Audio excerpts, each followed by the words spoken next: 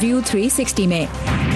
सदर ट्रंप के नाक़िदीन को पार्सल बॉम्ब भेजने की कोशिश, घरेलू तशद्दुद के खिलाफ आवाज़ बुलंद करने का एक मुनफरिद तरीका, और एशिया की सबसे बड़ी कच्ची आबादी में मौसीकी बच्चों को दिखा रही है एक नई दुनिया। सीखना भी अच्छा लगता है, बजाना भी बहुत अच्छा लगता है, सब हंसते खेलते रहते तो क्या अच्छा लगता है। वॉइस ऑफ अमेरिका के वॉशिंगटन स्टूडियो से मैं हूँ सारा जमान। आप देख रहे हैं व्यू 360। सियासतदान आमतौर पर एक दूसरे के सख्त जुमलों के निशाने पर होते ही हैं, लेकिन हालात ने अमेरिका में अब एक परेशान कुन मोड़ इख्तियार किया है। कल साबिक सदर बराक ओबामा और हिलरी क्लिंटन समेत डेमोक्रेटिक पार्टी से ताल्लुक रखने वाली कम से कम 7 अहम शख्सियात या फिर इस पार्टी की हिमायत करने वाली बहुत सी अहम शख्सियात समेत न्यूज़ चैनल CNN को पार्सल में बम मौसूल हुए। तमाम बम डेमोक्रेटिक पार्टी की रुकन कांग्रेस डेबी वॉसरमैन शुल्ट्ज का पता इस्तेमाल करके भेजे गए थे। ये वो बम थे जो कल मिले। पुलिस और FBI अब तक ये पता लगाने की कोशिश कर रही हैं कि दर हकीकत ये बम किसने और क्यों भेजे। तो ताज़ा तरीन मालूमात के लिए हम चलेंगे हमारे नुमाइंदा नीलोफर मुगल के पास, जो इस वक्त कैपिटल हिल से हमारे साथ हैं। नीलोफर, ये बताएगा कि अब तक की ताज़ा तरीन मालूमात क्या हैं, अपडेट्स क्या हैं इस केस में? सारा, ये जो आपने बताया ये तो कल के वाक़यात थे, लेकिन अभी एक खबर आई है कि न्यूयॉर्क के एक रेस्टोरेंट है रॉबर्ट डी नीरो रेस्टोरेंट, उसमें एक बॉम्ब मिला है। और हुकाम जो है वो इस वक्त फ्लोरिडा, वाशिंगटन, न्यूयॉर्क और लॉस एंजलिस में इन बम की तहकीकात कर रहे हैं, लेकिन अभी तक ये मालूम नहीं हो सका है कि ये बम किसने भेजे हैं। हुकाम ये भी कह रहे हैं कि हो सकता है कि इस तरह के मजीद बम मिले। दूसरी जानब अमरीकी जो सदर हैं डोनाल्ड ट्रंप, उनका कहना है कि साबिक जो अमरीकी अहदेदार हैं उनको इस तरह निशाना बनाना काबिल मुज़म्मत है। ताहम उन्होंने मीडिया पर तनकीद की है कि मीडिया को जिम्मेदाराना रवैया अपनाना चाहिए। मज़ीद तफसीलात देखते हैं इस रिपोर्ट में। अमेरिकी न्यूज चैनल CNN के लिए मामूल का दिन था कि अचानक सायरन बजने लगे। पुलिस ने कुछ ही देर में इलाके को घेरे में ले लिया। सादे एनवेलप में पैक कम से कम 6 मुश्तबा पार्सल जो सदर ट्रंप के नाकिदीन को भेजे गए। न्यूयॉर्क में हुकाम ने CNN के दफ्तर को भेजे गए बम को दहशतगर्दी की एक कार्रवाई करार दिया है। मौके पर मौजूद अफसरों ने एक डिवाइस की शनाख्त की है जो फट सकती थी। न्यूयॉर्क की पुलिस ने इसे कब्जे में ले लिया है और तहकीकात के लिए साथ ले गई है। इसके साथ साथ सफेद पाउडर से भरा एक लिफाफा भी मिला है। ऐसे में जब वाशिंगटन और न्यूयॉर्क में पुलिस साबिक सदर ओबामा और डेमोक्रेटिक सदारती उम्मीदवार हिलरी क्लिंटन को भेजे जाने वाले मुश्तबा पैकेजेस की तहकीकात कर रही है। सदर डोनाल्ड ट्रंप ने रियासत विस्कॉन्सिन में एक रैली से खिताब के दौरान कहा कि सियासी तशद्दुद जमहूरियत पर एक हमला है। मीडिया की भी जिम्मेदारी है कि वो शाइस्ता अंदाज अपनाए ताकि मुस्तकिल मुखालफत, मनफी और अक्सर औकात गलत कहानियों को रोका जा सके। एक मुश्तबा पैकेज रियासत फ्लोरिडा में डेमोक्रेटिक पार्टी की रुकन कांग्रेस डेबी वॉसरमैन के दफ्तर में भी भेजा गया। इससे पहले पीर के रोज डेमोक्रेटिक पार्टी के एक डोनर और अरबपति जॉर्ज सोरोस के घर के बाहर से भी एक बम मिला। ताहम इन तमाम बमों में से कोई भी फटा नहीं। फ्लोरिडा में बात करते हुए हिलरी क्लिंटन ने इसे एक तकलीफदेह वक्त कहा है। ये इंतहाई गहरी तकसीम का वक्त है। हमें अपने मुल्क को इकट्ठा रखने के लिए हर मुमकिन कोशिश करनी होगी। नाकिदीन का इल्जाम है कि तकसीम को जन्म देने में सदर ट्रंप जिम्मेदार हैं, लेकिन रिपब्लिकन्स इससे इत्तेफाक नहीं करते। दोनों तरफ के लोगों को ही मयाना रवि को अपनाना होगा। और सारा, जैसे कि हमने अभी बताया कि मशहूर एक्टर रॉबर्ट डी नीरो के रेस्टोरेंट में अभी एक बम मिला है। सिक्योरिटी के जो हुकाम है उनका ये कहना है कि चूंकि बज़ाहिर ये बम फटे नहीं, तो इससे ये मालूम होता है कि ये इसका मकसद ये था कि लोगों में खौफ व हरास फैलाया जाए। लेकिन उनका साथ साथ ये भी कहना है कि हम जो मालूमात है वो लोगों तक पहुँचाते रहेंगे और तहकीकात अभी जारी हैं। राइट। और इस वक्त अमेरिका में चूंकि सुबह का वक्त है तो बहुत सी नई बातें हैं जो आज के दिन में पता लगेंगी उन बॉम्ब्स के हवाले से भी जो कल मिले, और हो सकता है कि आज के दिन में मजीद ऐसे बॉम्ब्स भी डिस्कवर हों। नीलोफर मुगल हमारे साथ थी कैपिटल हिल से। Thank you Nilofar. और अब कुछ बात करते हैं पाकिस्तान की, जहां तवज्जो का मरकज है मईशत। वज़ीर-ए-आज़म इमरान खान ने सऊदी अरब से तकरीबन $6 अरब के इमदादी पैकेज को एक खुशखबरी करार दिया है, जबकि अपोजिशन अरकान ने इसे वज़ीर-ए-आज़म की नाकामी। पाकिस्तान ज़र मुबादला के ज़खायर में इजाफा करने के लिए चीन और IMF की जानिब भी अब देख रहा है। लेकिन इससे पहले कि हम इन कर्जों की इफादियत पर बात करें, एक नज़र देखते हैं कि पाकिस्तान में सबसे ज़्यादा पैसा जाता कहाँ है, और इसकी तफसीलात लेकर आए हैं असदुल्ला खालिद। सारा, सबसे ज़्यादा पैसा तो हम कर्ज उतारने में ही दे देते हैं। पाकिस्तान का माली साल 2019 का अगर हम बजट देखें, जो कि प्रीवियस बजट हमें लेटेस्ट नंबर्स अवेलेबल हैं, तकरीबन 6 अरब रुपए हैं, जिसमें से पाकिस्तान का जो टोटल बजट का साइज है 5.9 ट्रिलियन डॉलर्स, उसमें से 2.2 खरब जो है वो तो सिर्फ कर्जे उतारने की मद में हम देते हैं। उसके बाद जो नंबर आता है वो तरक्याती प्रोग्राम का है, जिसमें हम तकरीबन 1.6 अरब सर्व कर रहे होते हैं। और इसके बाद दिफा आता है, दिफा में भी तकरीबन 1.1 ट्रिलियन 1.1 खरब हम खर्च कर रहे होते हैं। तो इन हालात में बाकी हम पूरा अगर मुल्क बचाने की बात करते हैं तो उसमें हमारे पास 1 खरब से भी कम की रकम बचती है। और इसका अगर हम ब्रेकअप देखते हैं, जो कि ओवरऑल जिस तरह से नंबर 1 बनता है पूरे कर्जों का जो ब्रेकअप अगर हम देखते हैं, तो फॉरेन डेट जो है वो हमारा तकरीबन 95 अरब डॉलर्स का है और डोमेस्टिक डेट जो है वो हमारा 124 अरब डॉलर का है। 219 अरब का टोटल कर्जा है, 219 अरब डॉलर्स का हमारा टोटल कर्जा है। और इसको अगर हम पेमेंट्स की मद में इस पर नजर डालते हैं तो हमारे पास जो 200 पाकिस्तान जो पे कर रहा है उसमें 1.4 ट्रिलियन जो है वो पाकिस्तान तकरीबन पे कर रहा है जो डोमेस्टिक कर्जे हैं उसके लिए, उसके सिर्फ इंटरेस्ट के लिए। और जो टोटल जो रकम जारी है, असल रकम जो वापस हो रही है वो 602 बिलियन बनती है, 602 अरब रुपए बनती है। तो इन हालात में जो हम देखते हैं तकरीबन 20,705 ट्रिलियन रुपीस का कर्जा है अगर हम उसको रुपए की मद में देखें पाकिस्तान के कर्जे को, और अगर हम डॉलर की टर्म्स में देखें तो ये कर्जा तकरीबन 219 अरब डॉलर्स का बनता है। तो पाकिस्तान के लिए अगला अहम जो दौरा है वो मलेशिया का है, और इसके बाद पाकिस्तानी वज़ीर आज़म इमरान खान नवंबर के पहले हफ्ते में हम देख रहे हैं चीन भी जाएंगे, जिसमें हुकूमत को इस बात की उम्मीद है कि अगर चीन भी कोई माली कमिटमेंट कर दे तो पाकिस्तान की जो 7 नवंबर को IMF के वक्त से मुज़ाकरात की पोजीशन है उसमें कुछ बेहतरी आ सकती है। ऑलराइट, असदुल्ला खालिद हमें लेटेस्ट अपडेट दे रहे थे पाकिस्तान का जो डेट इशू है, जो कर्जों की सूरत हाल है उसके बारे में। Thank you Asad. Thank you. और इस वक्त स्टूडियो में हमारे साथ मौजूद है हमारे आज के मेहमान, बैनुल अक़वामी मालियाती उमूर के माहिर उज़ैर यूनुस, जिनका ताल्लुक ऑलब्राइट स्टोनब्रिज ग्रुप से है। Uzair, welcome to View 360। सबसे पहले तो हम यही अब जानना चाहेंगे कि अगर कर्ज लेकर सबसे ज्यादा कर्ज ही उतारे जा रहे हैं तो ब्रीदिंग रूम पाकिस्तान कैसे क्रिएट करेगा अपने लिए आगे जाते हुए? ब्रीदिंग रूम काफी मुश्किल हो जाता है, और यही इसे डेट ट्रैप कहते हैं कि आप कर्जे ले लेके एक उस पोजीशन पे आ जाते हैं जहां आपने और कर्जे लेने हैं सिर्फ पुराने कर्जों को चुकाने के लिए। और अब जरूरत यह है कि जो अब ये अगले कर्जे इमरान खान साहब की हुकूमत जो लेने जा रही है, उन कर्जों का इस्तेमाल उन ऐसी चीज़ों में हो जिससे मईशत का पहिया आगे बढ़े, जिससे आपके एक्सपोर्ट्स बढ़े, ताकि जो डॉलर के जो रिजर्व्स है पाकिस्तान में उनका इजाफा हो और फिर उनके एवज जो कर्जे हैं उनकी पेमेंट की जाए। अब सऊदी अरब से जो पैकेज मिल रहा है, अभी बात हो रही है कि इसकी जो शराइत हैं वो अवाम के सामने आए, वक्त लग सकता है उसमें थोड़ा सा।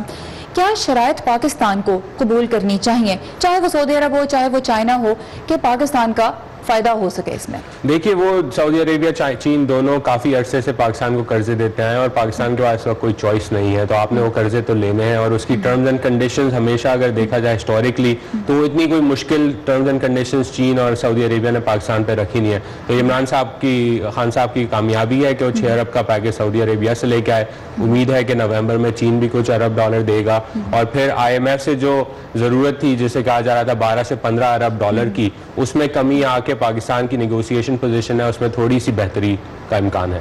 ठीक, अब पैसे अगर लेट से मिल जाते हैं और थोड़ा सा जो कम से कम फॉरेन एक्सचेंज का रिजर्व है वो बढ़ जाता है, प्लान आगे का क्या होना चाहिए? बिकॉज हुकूमत पे ये बहुत तनकीद की जा रही है कि वो रेटरिक पे यानी बयानबाजी पे ज्यादा तवज्जो दे रही है, लेकिन एक सॉलिड प्लान इकोनॉमी के लिहाज से कौम के सामने नहीं है। क्या कहेंगे आप? प्लान इस वक्त है नहीं, वो कुछ मोटी मोटी बातें कर रहे हैं जिनमें मैं समझता हूँ कि और ज़रूरत है डिटेल्स की। डिटेल्स अभी उन्होंने दी नहीं, और वो उनकी कमजोरी है कि 2 महीने में वो कुछ डिटेल्स दे नहीं सके। मेरे नज़दीक 2 चीज़ों पर उनको फोकस करना चाहिए। एक आपका एनर्जी सेक्टर है जिसका टोटल मालियाती कर्जा सर्कुलर डेट जिसे कहा जाता है वो 1.2 ट्रिलियन रुपीज़ से ज़्यादा हो चुका है। आपने उसे क्लियर करना है और सस्टेनेबली क्लियर करना है। और दूसरा, आपने एक्सपोर्ट इंडस्ट्री को इंसेंटिव्स देने हैं कि जो पाकिस्तान की पिछले 5 साल में एक्सपोर्ट इंडस्ट्री ग्रो नहीं कर पाई वो ग्रो हो। अगर वो ग्रो होगी तो पाकिस्तान के पास डॉलर रेवेन्यू बढ़ेगा और उससे वो फिर कर्जों की अदायगी में बेहतरी आ सकती है। और असद ने भी हमें जो नंबर्स दिखाया उसमें बड़ी इंटरेस्टिंग बात ये थी कि ज्यादा जो कर्ज उतारा जा रहा है वो ये सर्कुलर डेट है जो पाकिस्तान के अपने ही अंदर जो इदारे हैं उनको दिया जा रहा है, ना कि फॉरेन डेट है।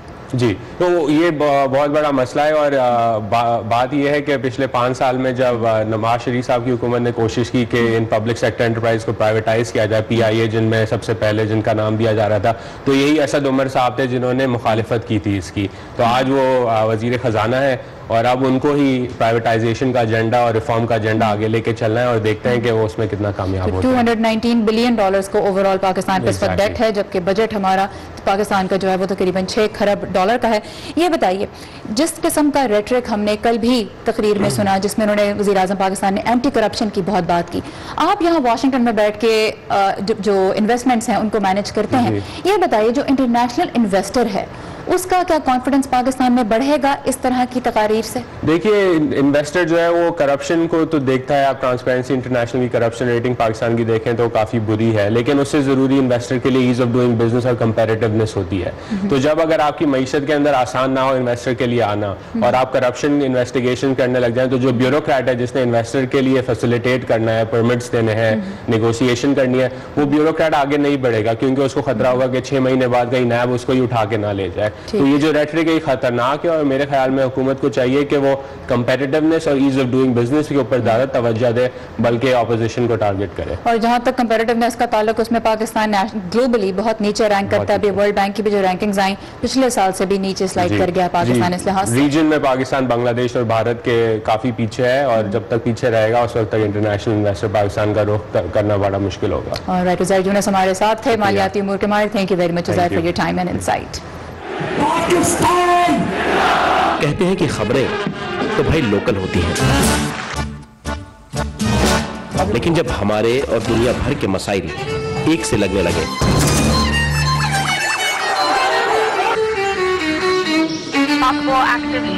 तो आंखें खोली रखनी चाहिए। अमेरिका ने पाकिस्तान और भारत के क्या पता कौन सी खबर आपके काम आ जाए। Great ideas. 25-year-old, 22-year-olds who are building billion-dollar companies. Our dream is to bring new technologies. View 360 सिर्फ आज न्यूज़ पर।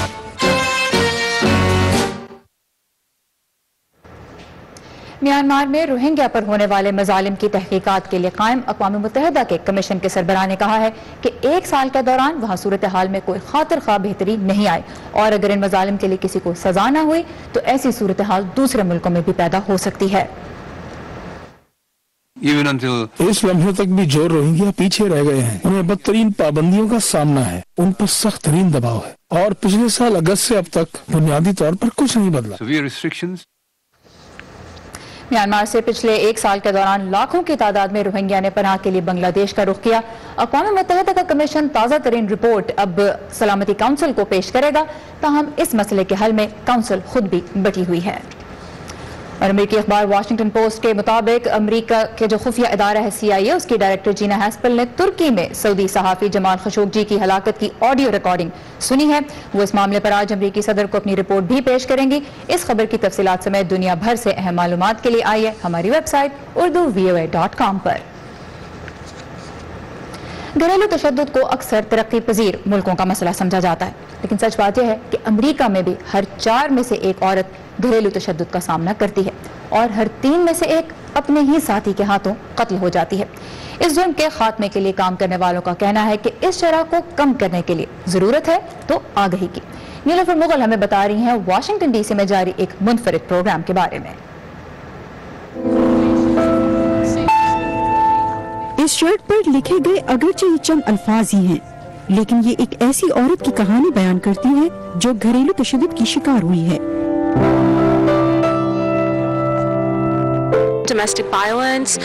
घरेलू तशद्दुद हमारी ज्यादातर कम्युनिटीज का एक बड़ा मसला है जिसे लोग चुप रहकर सहते हैं।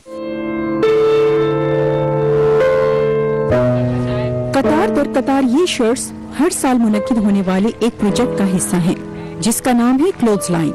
इसका मकसद घरेलू तशद्दुद के बारे में शऊर फैलाना है। ये एक ऐसा तरीका है जिसके लिए किसी को अपनी आवाज इस्तेमाल करने की जरूरत नहीं। घरेलू तशद्दुद के शिकार अफराद अपने जज्बात और एहसासात का इजहार टी-शर्ट्स पर आर्ट के जरिए दिखा सकते हैं और राह चलते लोग उसे देख सकते हैं। यहाँ मौजूद रज़ाकार भी मुस्बत पैगामात के जरिए घरेलू तशद्दुद के शिकार अफराद की हौसला अफजाई करते हैं।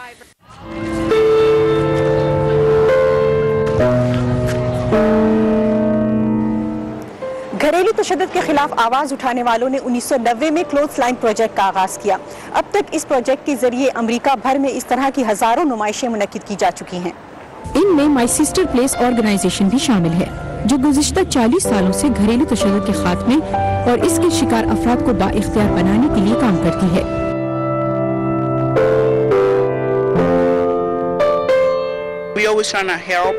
हमारी कोशिश होती है कि इन्हें हर वो मदद दें जिसकी इन्हें जरूरत है। आमतौर पर ये हिफाजत और पनाह के मुतलाशी होते हैं, और सिर्फ अमरीकी ही नहीं, अमरीका की तारिकीन वतन आबादी की एक बड़ी तादाद भी इसका शिकार है। हमारे पास फिलीपींस, सऊदी अरब, जनूबी अफ्रीका और ग्वाटेमाला और दीगर कई कौमियतों की खवातीन आती हैं जो आमतौर पर घरेलू तशद्दुद की वजह से सियासी पनाह की मतलाशी होती हैं। हम उनके लिए इस मरहले को आसान बनाने की कोशिश करते हैं ताकि वो अपने बच्चों के साथ आज़ाद और महफूज जिंदगी गुजार सकें। इदारे का कहना है कि घरेलू तशद्दुद के ज्यादातर केसेस रिपोर्ट नहीं किए जाते, लेकिन बहुत से लोग हैं जो अपनी कहानियां बयान करना चाहते हैं ताकि किसी और के साथ ऐसा ना हो, और ये प्रोजेक्ट ऐसा ही एक मौका है। Nilufar Mughal, Urdu VOA, Washington. एक अंदाजे के मुताबिक दुनिया भर में 65 और उससे बड़ी उम्र के तकरीबन 4.5 करोड़ अफराद डिमेंशिया की सबसे आम किस्म अल्जाइमर्स डिजीज का शिकार है। ये एक ऐसी जहनी बीमारी है जो याददाश्त को बुरी तरह मुतासर करती है, लेकिन अभी तक साइंसदान इसके लिए कोई दवा तैयार नहीं कर पाए जो इसको रोक सके। अब अमेरिका में रिसर्चर्स की एक टीम दिमाग में आने वाली इब्तदाई तब्दीलियों का जायजा लेकर इस मर्ज पर काबू पाने की कोशिश कर रही है। इसके लिए वो क्या तरीका इख्तियार कर रहे हैं, देखते हैं इस रिपोर्ट में। 68 साला आइवी सेगाल के वालिद 87 बरस की उम्र में अल्जाइमर का शिकार होकर चल बसे। ये जानने के बाद कि ये बीमारी मौरूसी हो सकती है, वो रज़ाकाराना तौर पर रिसर्चर्स की टीम का हिस्सा बन गए। वो सन 2011 में अल्जाइमर की वजह से इस दुनिया से रुखसत हो गए। इसी वजह से ये प्रोग्राम मेरे दिल के करीब है। आइवी की बेटी Jessica Langbaum Banner Alzheimer Institute of Phoenix में एक रिसर्चर हैं। वो इस मर्ज से बचाव का हल ढूंढने के लिए की जाने वाली 2 स्टडीज पर काम कर रही हैं। हम ऐसे लोगों को भर्ती कर रहे हैं जिन्हें अभी ये मर्ज लाहक नहीं और जो बिल्कुल सेहतमंद हैं। अल्जाइमर के मरीजों के दिमाग में एमिलॉइड नामी प्रोटीन जमकर दिमाग के राब्तों में रुकावट का सबब बनती है। रिसर्चर्स अल्जाइमर के खतरे से 2-4 सेहतमंद अफराद के दिमागों में इस प्रोटीन प्लेक के बनने को रोकने पर काम कर रहे हैं। ऐसे ग्रुप पर यह तजुर्बा किया गया जिन्हें अल्जाइमर का खतरा था, और जब वो ऐसी उम्र को पहुँचे जब इसकी अलामात जाहिर होना शुरू होती है, तो आप देख सकते हैं कि ज्यादातर एमिलॉइड पहले ही इकट्ठा हो चुका है।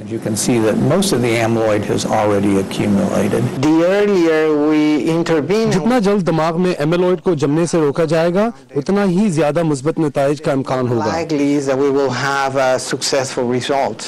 अमेरिका और दीगर कई मुल्कों में क्लिनिक्स बैनर अल्जाइमर इंस्टीट्यूट के साथ मिलकर 60 और 75 साल के सेहतमंद अफराद को इस प्रोग्राम में शामिल कर रहे हैं। इन अफराद के दिमाग की गाहे बगाहे स्कैनिंग की जाती है और हर 6 माह बाद उनकी यादाश्त का जायजा लिया जाता है। कई बरसों तक तजर्बाती अद्वियात दी जाती हैं।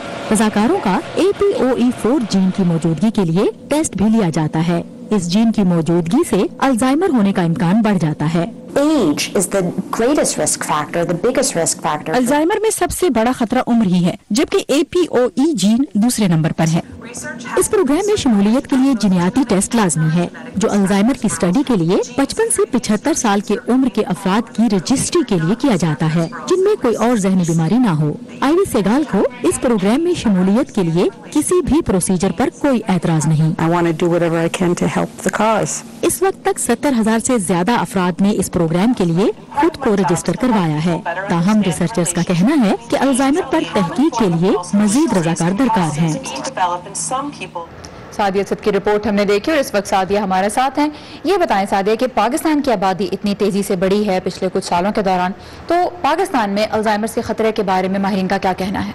जी सारा, इस बारे में जब आगा खान अस्पताल से मेरी बात हुई है तो उनका कहना था कि पाकिस्तान में इस सिलसिले में दुरुस्त आदाद-ओ-शुमार हासिल करना मुश्किल है, क्योंकि लोग इसको एक बुढ़ापे का लाजमी जुज़्व ख्याल करते हैं और इलाज की कोई संजीदा कोशिशें ही नहीं करते। लेकिन उनका ये कहना था कि जो आबादी की उम्र बढ़ती जाएगी, इस मसले के बढ़ने का इम्कान मौजूद है। और दूसरी जानिब एक गैर सरकारी तंजीम अल्जाइमर्स पाकिस्तान ने कुछ ऐसे डे केयर सेंटर्स बनाए हैं पाकिस्तान के चंद बड़े शहरों में, जहाँ पर दिन भर अल्जाइमर के शिकार जो अफराद हैं उनको मुख्तलिफ सरगर्मियों में मसरूफ़ रखा जाता है, क्योंकि डॉक्टर्स का ये कहना है कि अगर आप अपने जिस्म और जहन को मुतहरिक रखें तो अल्जाइमर के मरज़ से किसी हद तक बचा जा सकता है। Thank you very much Sadia for this report. अम्मी, हुक्मरान अमेरिका के हों या हिंदुस्तान के, अफगानिस्तान के या फिर पाकिस्तान के, उन्हें कुछ ना कुछ तो कहना है ना अपने मुल्क के लिए। लेकिन ऐसे में हमारा काम किसी हुक्मरान की बात पर नाराज हो जाना या फिर तालियां बजाना थोड़ा ही है। पाकिस्तान के हुक्मरान सुन ले। खुदा बस इतनी समझ दे कि जो जैसा कहे हम उसे वैसे का वैसा आप तक पहुंचा सके। बाकी फिर आप तो समझदार हैं। बड़ी जंग पाकिस्तान टेररिज्म के खिलाफ लड़ रहा है। इस प्रोफेशन में ना अम्मी, बस इतना सा तो ख्वाब है। खबर जैसी पहुंची वैसी, व्यू 360 सिर्फ आज न्यूज़ पर।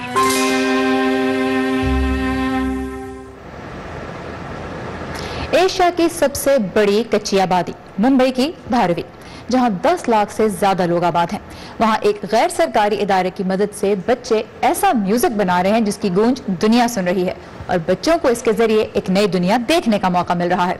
ऋतुल जोशी आज हमें मिलवा रही हैं धारावी रॉक से। धारावी मुंबई ही नहीं दुनिया भर में जानी पहचानी एक कच्ची आबादी।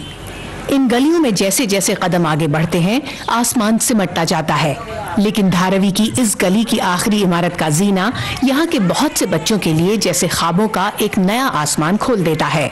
एकोन फाउंडेशन नामी गैर सरकारी इदारा गुज़िश्ता 10 साल से तालीम के जरिए इन बच्चों को बेहतर मुस्तकबिल देने की कोशिश कर रहा है। ये सब रास्ते जो है धारावी के बाहर निकलने के लिए हमको वो तैयार करने हैं। उनको भी लगता है कि इस दुनिया में हमारा भी एक हिस्सा है और वो हिस्सा हम पाएंगे। 2008 में बच्चों के हुनर का दायरा बढ़ाने के लिए एकोन फाउंडेशन ने बड़ी दिलचस्प पहल की।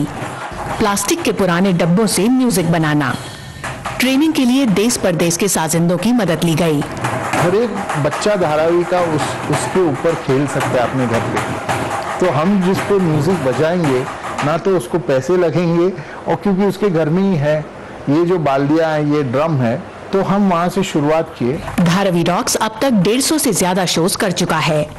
भारत के कई शहरों के अलावा बैंड ने लंदन में भी परफॉर्म किया है। यहाँ के कुछ बच्चों को फिल्मों में काम करने का मौका मिला है और कई को बड़े सितारों से मुलाकात करने का। हम लोग आलियाभट्ट से मिलने गए थे ना, तहाँ पे 3 दिन डांस की प्रैक्टिस थी, तो मैं रेगुलर आती थी, बहुत मजा आया था। पूरे टीवी में आए हैं, न्यूज़पेपर में आए, यूट्यूब पे, सब जगह पे, तो इस सबसे मतलब पहचान भी बढ़ रही है। सीखना भी अच्छा लगता है, बजाना भी बहुत अच्छा लगता है, मस्ती है, सब हंसते खेलते रहते तो फिर अच्छा लगता है।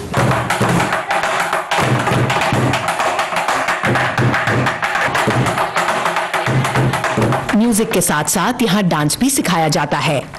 अब तक हजारों बच्चे यहाँ से सीख कर जा चुके हैं। इनमें से मौसीकी को पेशा बनाने वाले बहुत कम हैं, लेकिन बैंड की बदौलत हर बच्चा कुछ देर के लिए एक ऐसे खूबसूरत बचपन को जी लेता है जो शायद उसे इस कच्ची आबादी में नसीब नहीं हो पाता। ऋतुल जोशी, उर्दू VOA, मुंबई। और इसी के साथ खत्म होता है आज का व्यू 360। फीडबैक के लिए आइए facebook.com/VOA उर्दू के पेज पर और ताज़ा तरीन खबरों के लिए आप लॉग ऑन कर सकते हैं हमारी वेबसाइट urduvoa.com पर। सारा ज़मान को इजाज़त दीजिए, खुदा हाफिज़।